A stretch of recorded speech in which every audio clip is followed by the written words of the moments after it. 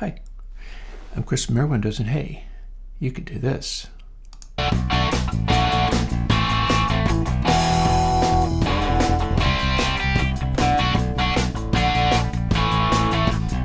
this is Airwindows weight.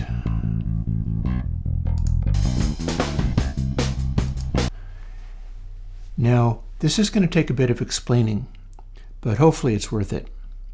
You might have tried a plugin that I did called Holt2 or Holt. Weight is optimized Holt2 for a real specific purpose, and it's for dialing in deep bass and subsonic weight at really specific frequencies. I can show you what that is about using another plugin, Monitoring 3. So if I change this around, I've got it on 24-bit output now.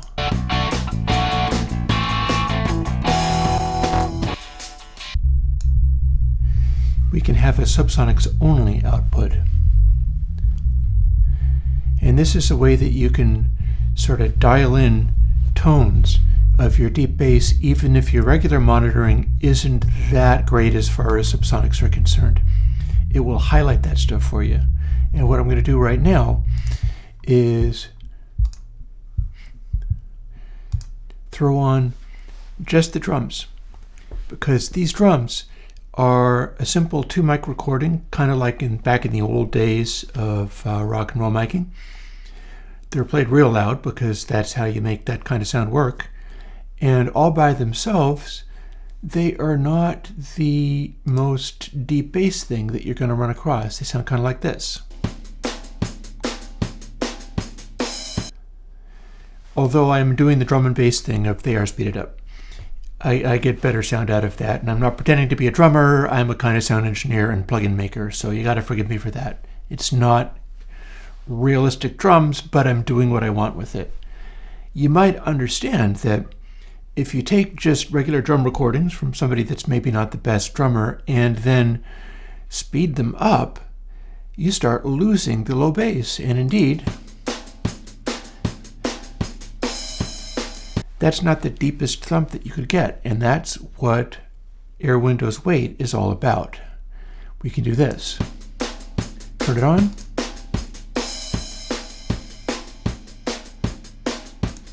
But let's not just check that out. Let's see what happens when we turn on monitoring. And monitoring is set to only subs. So now we're listening to only the deepest bass. And this is without weight. But if I turn it on, you can hear that is doing its deep bass thing. And since it's a live drum performance, there's also some interesting detail in there.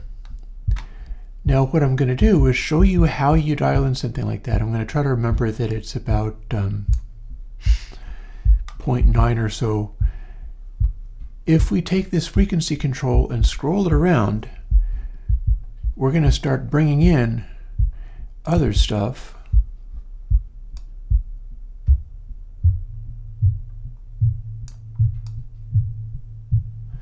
Because you can set the frequency of Airwindows weight nice and high, like up to 120 Hertz.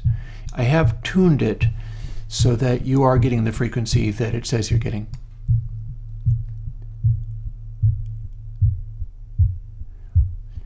And as we move it downwards,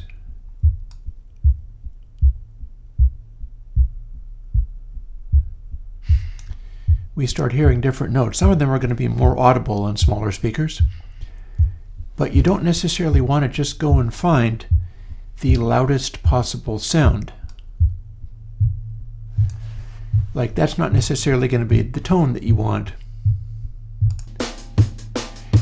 in your final version.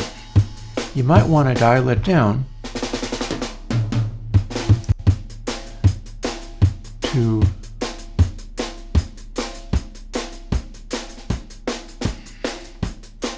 frequency ranges around here, or even lower.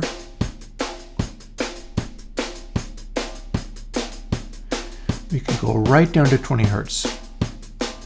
There's not a lot in this particular sound at 20 hertz, but the lowest range is 70 right down to 20.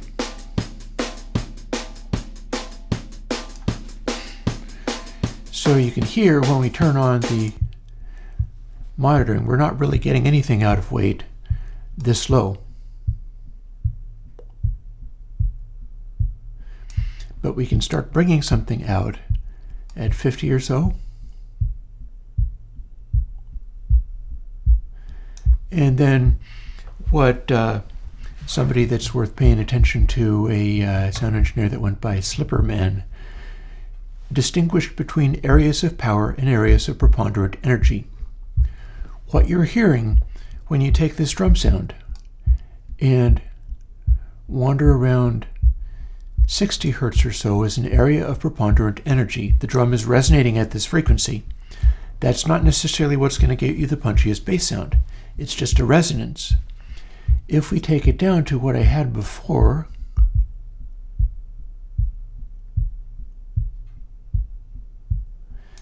maybe not quite as low as 47, which is showing here. 57 is closer to the preponderant energy.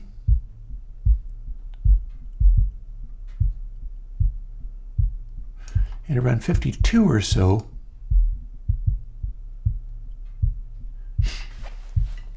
is getting you additional punch and thud in the bass without emphasizing the resonant frequency of it quite so much. The impact of the low frequencies as they hit is going to be modified by where that peak is tuned in as well.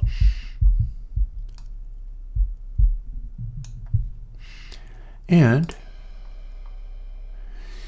we can also do that with things like the bass.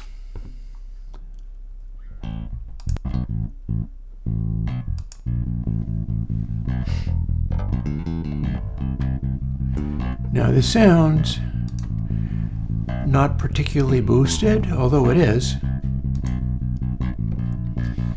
If we take out the weight in there, it's clearly a DI.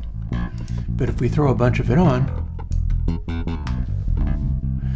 we can get the heaviness of it coming out more like it was a big old bass cap. Now, I'm boosting that at 44 hertz, but if I bring it to one of the areas of preponderant energy, check this out. Once I go back to where it's playing notes. That can be really loud.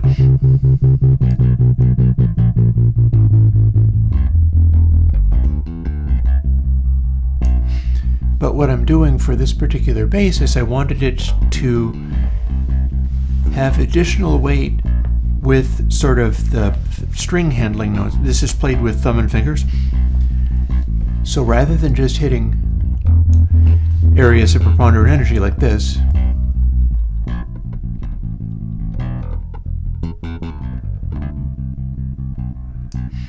I've got a lot of boosting in, but it's only really responding to the way the string handling is going, and it's not boosting any of the fundamental notes of the bass. And I can actually pull it back quite a bit and it's still functional. For instance, if I turn on the monitoring without weight, it obviously sounds like a very bassy sound. And then with weight, we've got a little bit more string articulation going on. You'll probably hear this better over headphones, or if you have big old subwoofers. I can show you a picture of my subwoofers. Using Airwindows weight effectively, you're gonna need to be able to reproduce extremely low bass, preferably in the room. Headphones aren't necessarily gonna help you that much here. But I do have a video showing you how to make your own subwoofers, so you might try to do that. But wait, there's one more thing.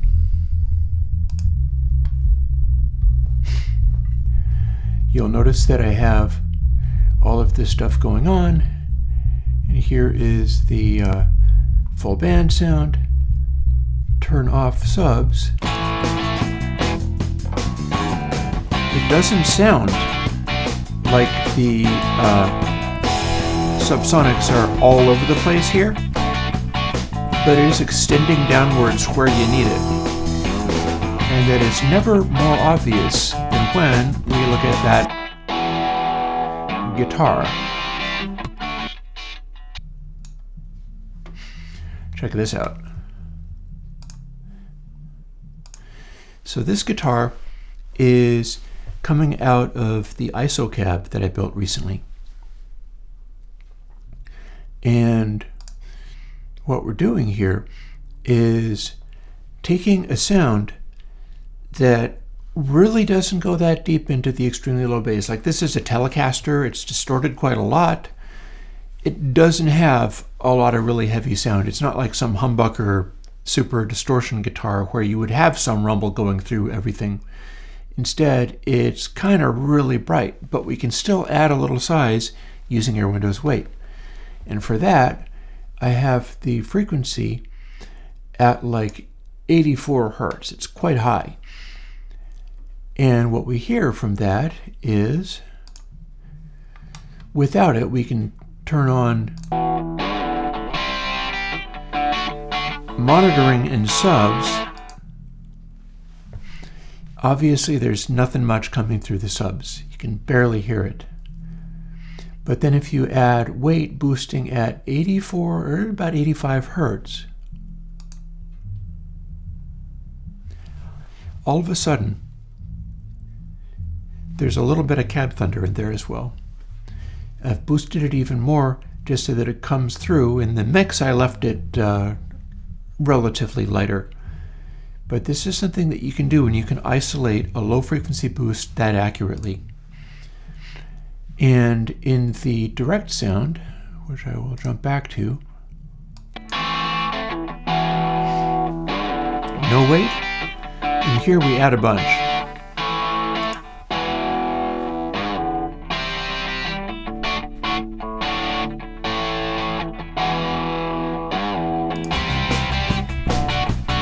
And there you have it.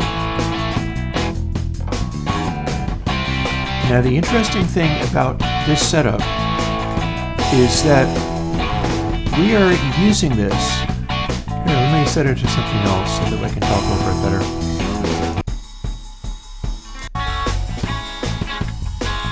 The interesting thing about mixing this way and dialing in the areas of weight boost so that they're enhancing extremely low frequencies in a really tight, narrow, focused way, is that the low end of your track is not washing all over the place. It's not all going out of control.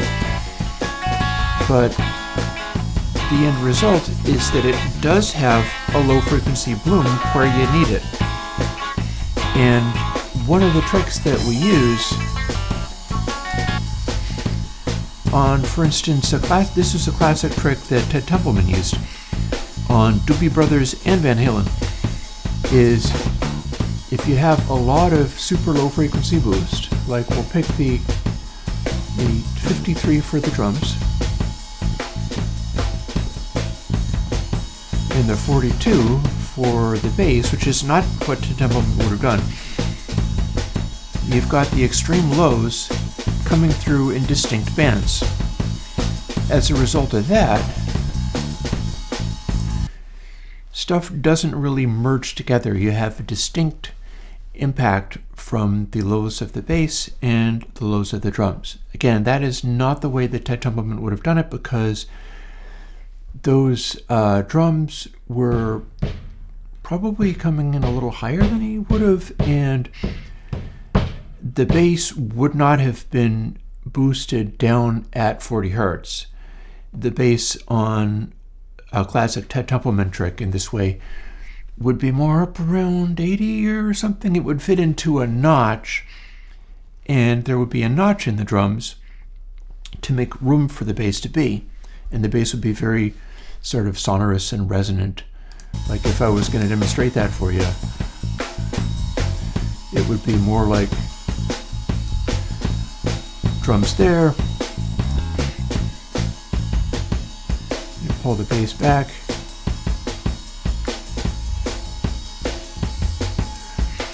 And then sit the bass up there. And that's how you would have a low frequencies sort of heavy, but not as low as I had them. And then the bass coming in at a higher frequency than that, making some room. And you'd probably EQ out a notch in the kick drum so that there would be space for the bass. These are the kinds of things that you can do with Airwindows Weight. And again, I have to warn you, you need to have working subsonic monitoring, or you can use Airwindows monitoring and switch it to subs, and you'll get a sort of spotlight on that kind of stuff. But you need to have working subsonics monitoring to be able to work effectively with this. It is a very tight, focused, super low frequency boost. It stays fairly reasonable. It doesn't go completely crazy no matter how far you push it, but I've ended up with all of my examples cranked up all the way to 1, which is higher than I would normally use it. I think you should usually keep it around 0.5 or so, and find areas of power. Don't look for areas of preponderant energy and boost those. Find areas of power where the low frequency enhancement that you're adding is doing something useful to the sound. Now, one of the things that's also going on is that Airwindows plugins that come out are also coming out for VCV Rack. And it's possible that by the time you see this, you'll be able to play with Airwindows Weight in VCV Rack. I'm not sure how useful it is in VCV Rack because that's sort of a synthesis engine already. And my use of Airwindows Weight is to be able to enhance the lows in stuff that is acoustic recordings, things like guitar cabinets and DI basses and things where, you know, it's not automatically just big and huge all by itself. So you can zero in really specific things, construct a deep low end on your track out of existing tracks that aren't overblown, and yet the lows will still reach down as deep as you need them to.